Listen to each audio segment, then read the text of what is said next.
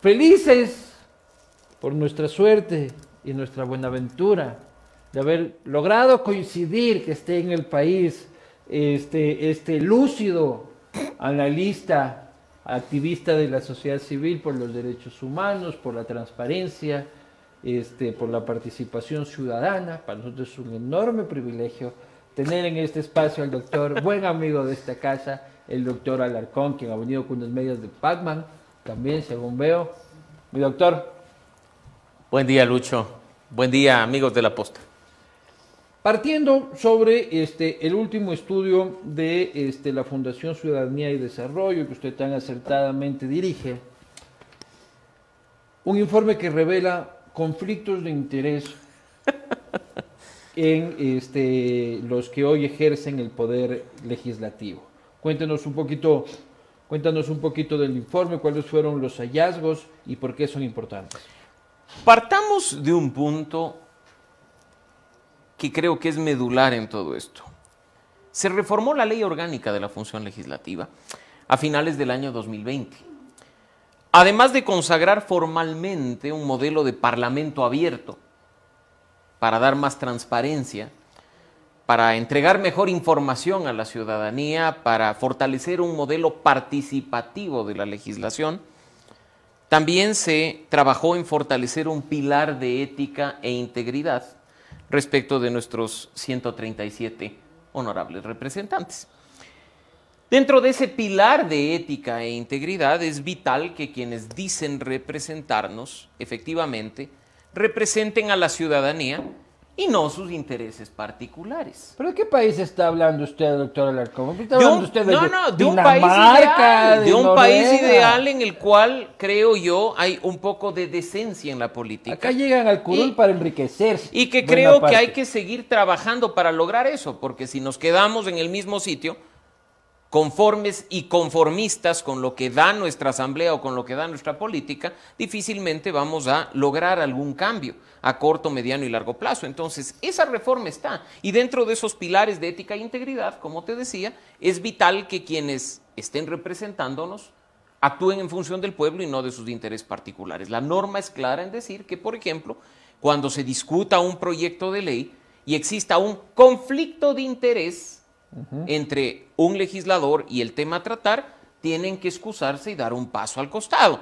Entendiendo esto en criollo como yo estoy, en pocas, legislando algo de lo cual voy a obtener un beneficio directo o indirecto. Y esto es una práctica que una y otra vez se presenta no solo en la Asamblea Nacional, mira que incluso en el Ejecutivo, quienes hace muy poco votaron por el archivo al interior de la comisión del proyecto de ley orgánica de prevención de conflictos de interés, fueron los que cacareaban de un conflicto de interés del presidente de la República con el veto de esta ley que, por ejemplo, a los bancos les impedía perseguirte en fines de semana, con llamadas y decían, miren el conflicto de interés del presidente de la República que siendo banquero veta la norma. ¿Había conflicto de interés ahí? Pero por supuesto que sí. Y se supone también que de acuerdo con el decreto 4, que está en vigencia desde el día mismo en que Guillermo Lasso y su primer gabinete entraron en posesión, se firmaron declaraciones de intereses que deberían ser públicas, nadie sabe dónde está, ni han atendido desde el Ejecutivo nuestra petición de información que ya lleva varios meses. ¿Intereses del gabinete? Pero por supuesto. A los ministros tenían que decir, estos son mis intereses. Pero por supuesto, se ve que Lucho no ha leído el decreto 4. Y naranjas. O sea, deben haberlo hecho, porque en teoría, según el decreto, requisito para entrar en posesión del cargo. Pero si no lo conoce usted, ¿pero dónde está? Alarcón. Pues es que ese es el punto. ¿Dónde está la documentación? Nadie. Lo bueno, en medio de todo esto, y a partir del informe que tú mencionabas, es que ya hemos hecho varias ediciones de estos estudios de conflictos de interés al interior de la Asamblea Nacional, evidenciando más bien que aunque aún son minoría, hay ciertos legisladores que, cumpliendo con la ley, han ingresado en sus blogs documentación para fortalecer la transparencia en cuanto a sus intereses, en cuanto a sus equipos de trabajo, sus declaraciones de bienes, con las que a veces tenemos problemas en la bendita web de la Contraloría, entre otras cosas. Pero, doctor, ¿qué es un conflicto de interés? Porque todo puede ser un conflicto de interés, ¿ya?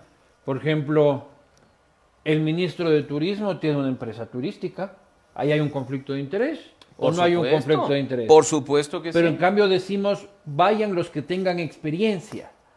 O sea, ¿por qué no asumen los cargos los que saben de los negocios? No teóricos que en turismo, por ejemplo, solo han pasado por 4 universidades y escrito 3 monografías. Porque si tienes, Lucho, un poco de ética, un poco, no estoy diciendo el iluminado de la ética nacional, deberías no impedir que en un cargo público se tome una decisión respecto de un tema del cual tú formas parte, sino dar un paso al costado en el proceso de decisión respecto de aquella que te va a beneficiar de manera directa. Pero en este caso del turismo es la política del turismo. Todo lo que hagas va a afectar a tu empresa turística. Otro ejemplo, hay por montones, ¿no? O sea, si es que vas a un ministerio de defensa, regentado en muchos casos por ex militares. Pero no por un vendedor de armas, por ejemplo. No, pero militares cuyos ingresos de jubilación y de sus amigos y de toda la guada están regidos por él. Hemos tenido ministros, ex trabajadores de empresas petroleras, hemos tenido, y todo a la final termina afectando. Yo soy legislador, ¿ya? O sea, no soy. Ya no quieres ser alcalde, entonces. No, ahora quieres ser voy a llevar asambleísta. No. Ahí mi 3% se vuelve 2%. No te creas, 1%. porque el 3% en el caso de la asamblea capaz que te da acceso más fácil al cargo, ¿no? Villavicencio entró con ¿cuánto? Con menos de 3%. Ahí está. Toma, ¡pum! Pero ni cagando. Me lo miden a Vivanco para la asamblea, por favor, la próxima. Oye, colegas miden. de Informe Confidencial. Me lo miden. Me lo miden a Vivanco. Eres un legislador, por ejemplo, ¿ya? Y tienes una actividad privada, como todos debemos tener una actividad privada antes de haber llegado a la asamblea. Y seguramente legislarás sobre tu actividad privada. Entonces, eres agricultor y te llega una ley de agricultura, me quito.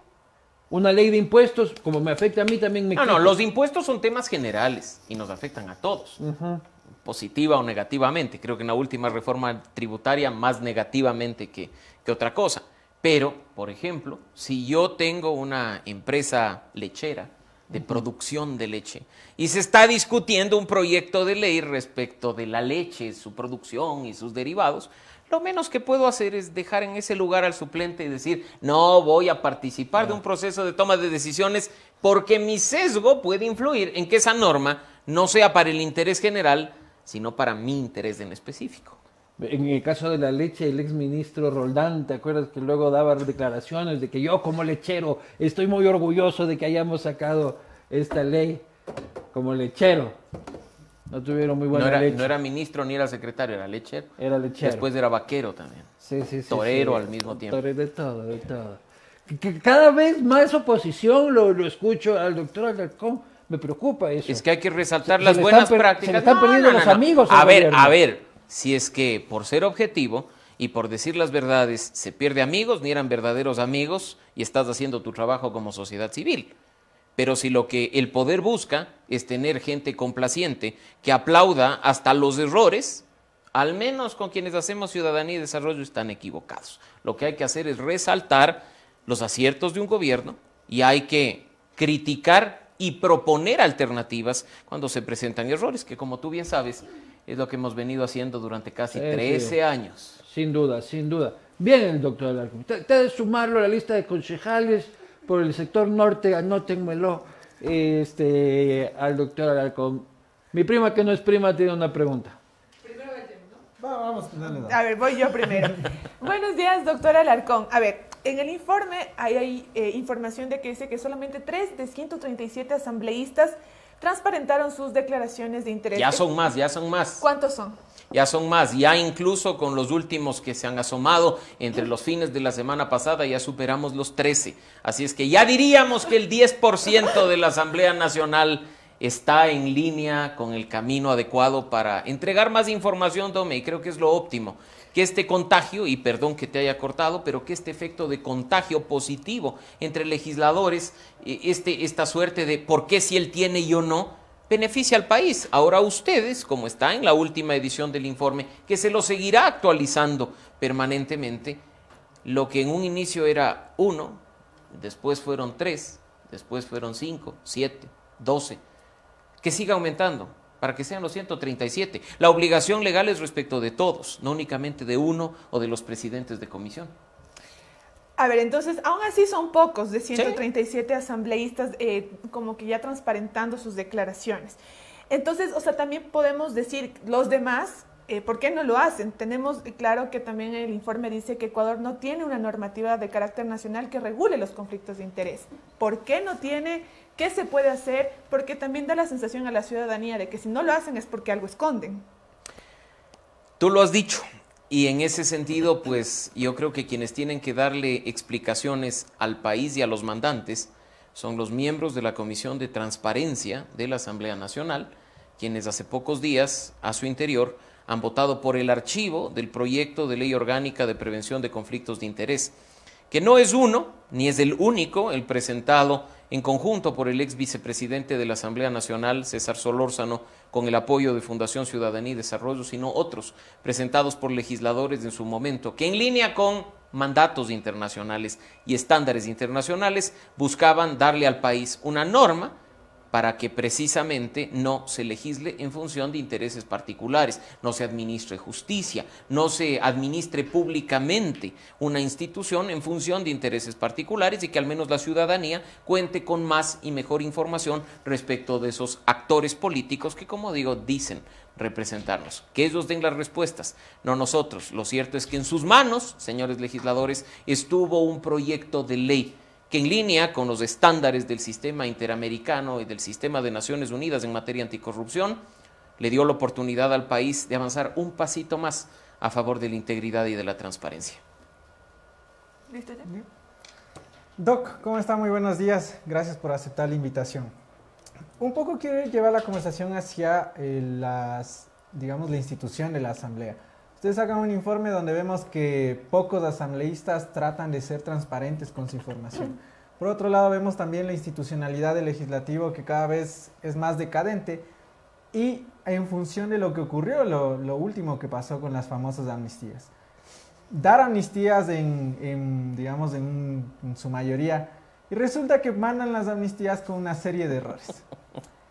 Esta asamblea, ¿podemos esperar algo más de esta asamblea, doctor Alarcón? ¿Hay salvación para este legislativo? Nuestros representantes, Jeff, no van a dejar de sorprendernos nunca. Y este último incidente creo que es la muestra de que no siempre elegimos a los mejores. Tan discutido fue el tema de las amnistías que ya ves que se han iniciado acciones en contra de lo decidido por la asamblea. Y mientras esa que hasta podría calificarse como pugna política tenía lugar, salta pues que hay no uno ni dos, sino 45 errores en el documento de amnistías. Quienes votaron a favor no se dieron cuenta, o no lo sabemos. Quienes votaron en contra ni siquiera se dieron cuenta, y en ese caso sí hay que ratificarlo. Solucionado ahora con una fe de ratas, que es lo que se busca, creo que es problemático e inconstitucional, que es lo más grave. O sea, no se podría hacer bajo eso. De ninguna manera. Imagínate, a ver, ¿qué es una fe de ratas periodísticamente hablando? Ustedes son los expertos. Cuando yo redacto un artículo y digo que Luis Vivanco es nacido en 1883 y corrijo y digo, tipié mal el 8 que está al lado del 9 y Luis Eduardo Vivanco es nacido en 1983. Si no fuera de la leva de don Alfonso. Claro, disculpas a nuestros lectores.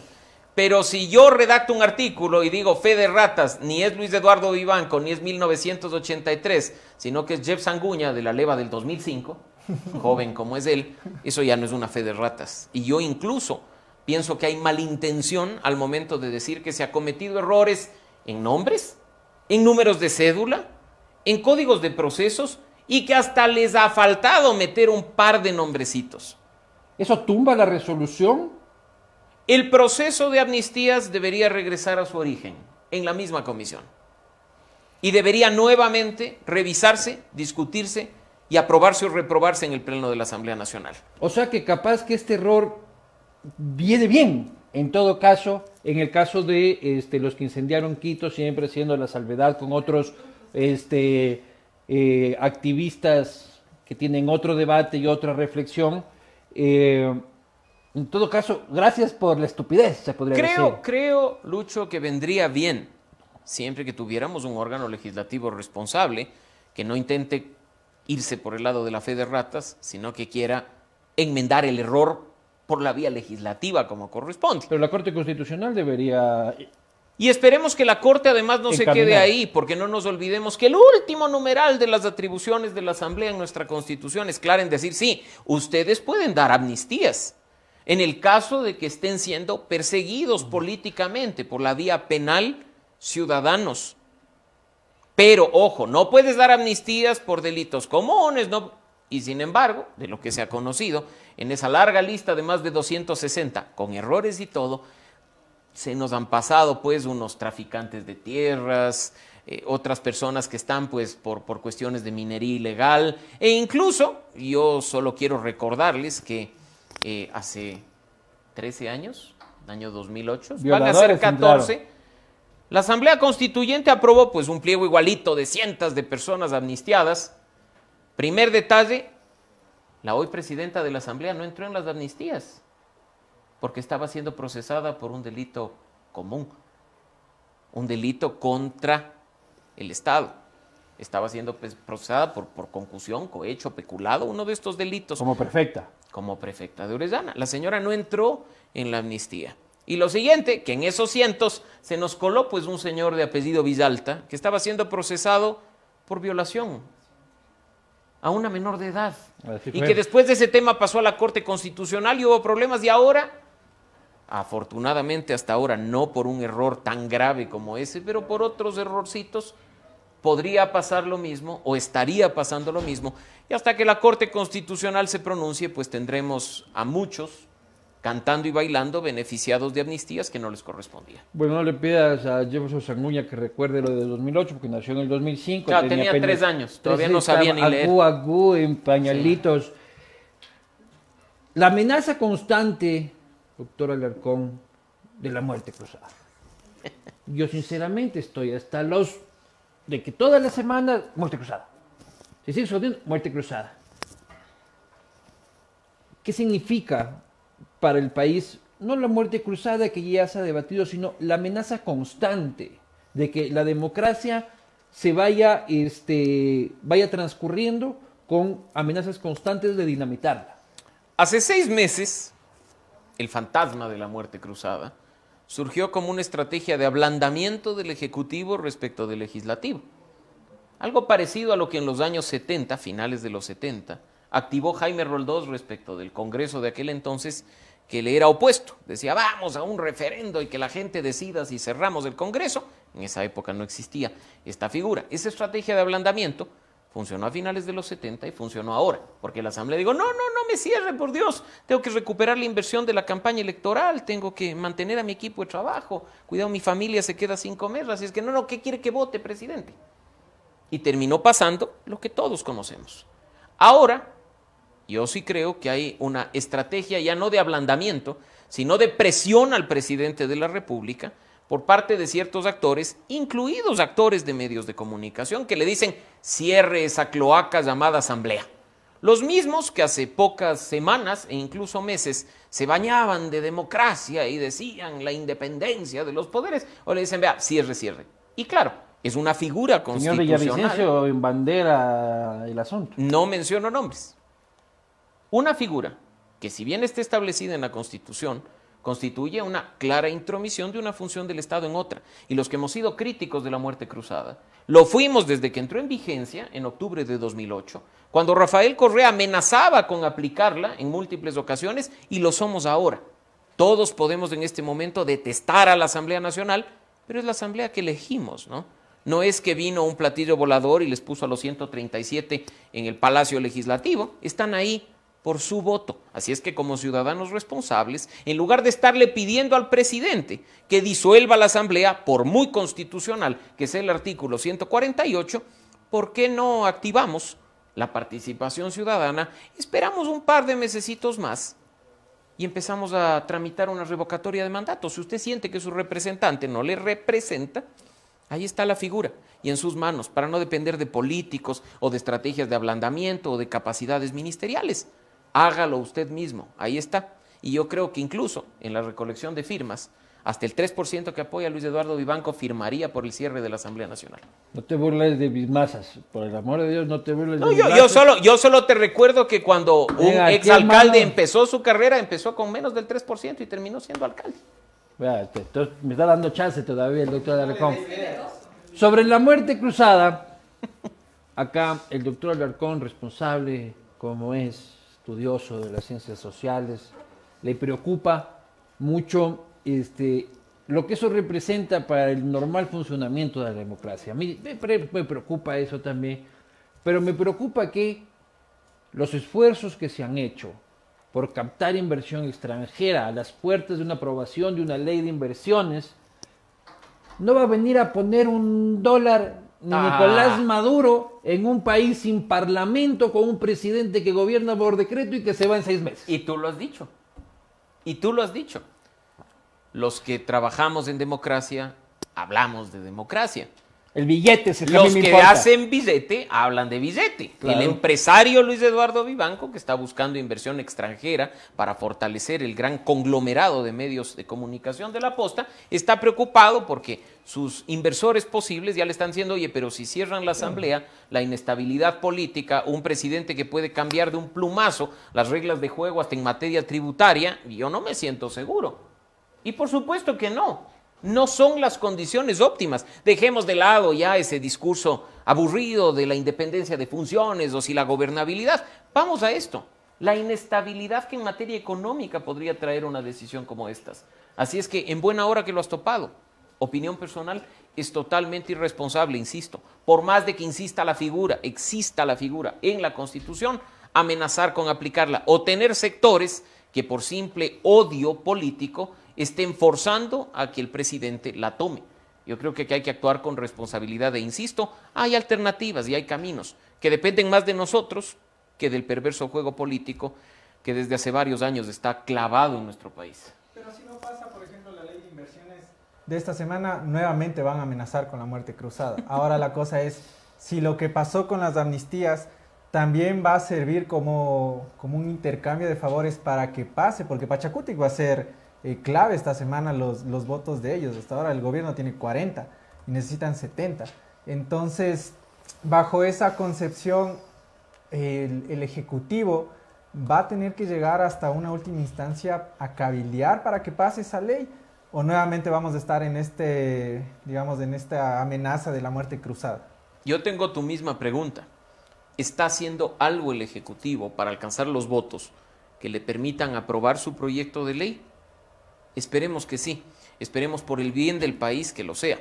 Esperemos que el gobierno no esté simplemente esperando un milagro como el de finales del año pasado para que convenientemente un bloque político diga que no era necesario votar por el archivo y que ya todo estaba fuera para que la norma entre por el Ministerio de la Ley. Yo me remito simplemente a las últimas acciones en el Pleno de la Asamblea Nacional, donde ni siquiera la bancada oficialista, la bancada del Acuerdo Nacional, ha votado de manera conjunta. Mira lo que pasó con las amnistías, mira lo que pasó con el juicio político a la ex superintendente Ruda Regui, mira lo que pasó con la Ley Orgánica de Educación Intercultural. El jefe de la bancada, Juan Fernando Flores, en su cuenta de Twitter decía, votamos no como bancada.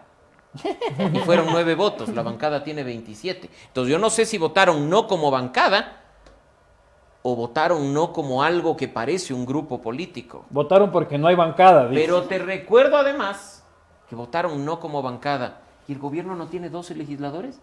¿Qué pasó con los otros 3? ¿Faltaron? ¿Se abstuvieron? ¿Por qué? Yo creo que esas son las preguntas que tiene que hacerse el propio Ejecutivo respecto a lo que se está haciendo con sus aliados políticos al interior de la Asamblea Nacional, donde creo que lo que vivimos en cuanto a esos 27 oficialistas es definitivamente una ficción. Doctor, y ya para ir cerrando la entrevista, le escucho que usted dice que no a la muerte cruzada, obviamente, porque genera mucha desestabilización en el país, pero la Asamblea cada vez va peor. Entonces, ¿qué se hace? ¿Qué se hace en ese caso cuando tiene 137, o bueno, no puedo decir que sean todos, pero una gran mayoría que no hacen bien su trabajo o que no trabajan? Votarlos de a uno, dice usted, doctor. Revoquémosles el mandato. Uno por uno. Y no, espero que no digan que aquí estoy desestabilizando ni llamando. No.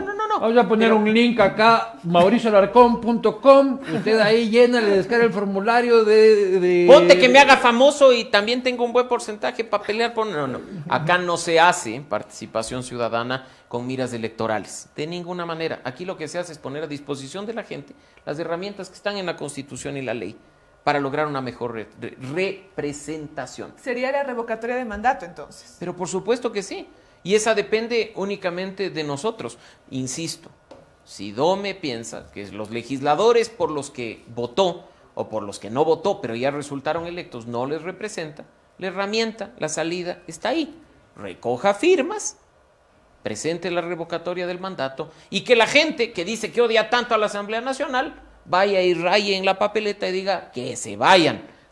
Democráticamente. El problema es que también depende no solo de nosotros, sino del Consejo Nacional Electoral, que te entregue los formularios, que te vea que todo el proceso está correcto. Yo solo recuerdo una revocatoria del mandato que haya funcionado, que fue la de mi buen amigo el Chato Tu Castillo. casi pariente, porque también es Vivanco. Y además en Loja todos changamos con todos. Entonces, seguramente, si le rebuscas un poco, pariente ha de ser. Pero también depende de las voluntades políticas del CNE, lastimosamente. Por supuesto. Y ahí la presión ciudadana tendrá que hacer su parte, ejerciendo veeduría, exigiendo que se respete la norma vigente. Pero la herramienta, insisto, está ahí. Y cuando muchos decían que la revocatoria del mandato no era posible, pues pasó en Loja y no por poco. Recordar que casi el 71% de los lojanos revocaron el mandato a su entonces alcalde popularísimo, José Bolívar Castillo, y pues el resto del mandato quedó a cargo de una vicealcaldesa. Incluso, para que quede en claro que la ciudadanía, de una manera muy dura, pero aprende la lección, creo que el señor intentó de nuevo pues ser alcalde en 2019, claro. ¿No? ¿Y cómo le fue? Creo que quedó tercero, cuarto, dice que, y luego se lanzó a la asamblea también y valió Karpetonsky. Para cerrar, Jefferson Sanguña. Para cerrar, doctor, agradecerte siempre por estar presto al diálogo con nosotros. Finalmente, un poco con lo que dijo la Dome, ¿no? De esta, digamos, de esta alternativa de revocatoria. ¿Eso qué tanto beneficio le trae al país como institución? Porque si vamos a estar hablando de que siempre que no nos guste algo, vayamos por acabarlo, al final del día, ¿qué tanto queda, o sea, qué tan beneficioso podría ser para el país? Yo creo que es muy beneficioso para el país cuando una ciudadanía activa, empoderada y organizada utiliza las herramientas constitucionales para lograr una mejor representación.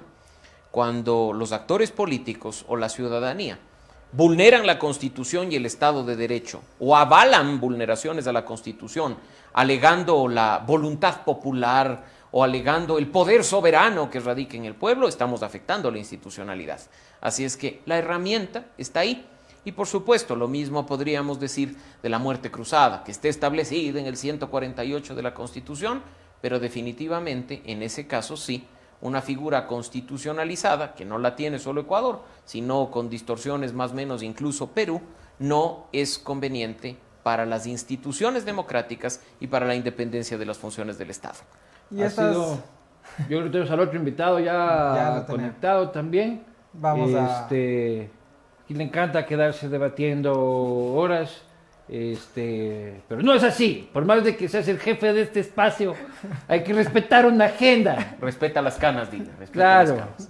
Muchísimas gracias, doctor Alarcón. Está siempre en su casa, honrados de que nos visite aquí en el Ecuador. Tenemos una reunión pendiente. Pese al bullying, siempre estaré aquí en la posta, porque hasta con el bullying se disfruta. No. Nosotros nos nutrimos de su inteligencia y reflexiones. Doctor Alarcón de la Fundación Ciudadanía y Desarrollo.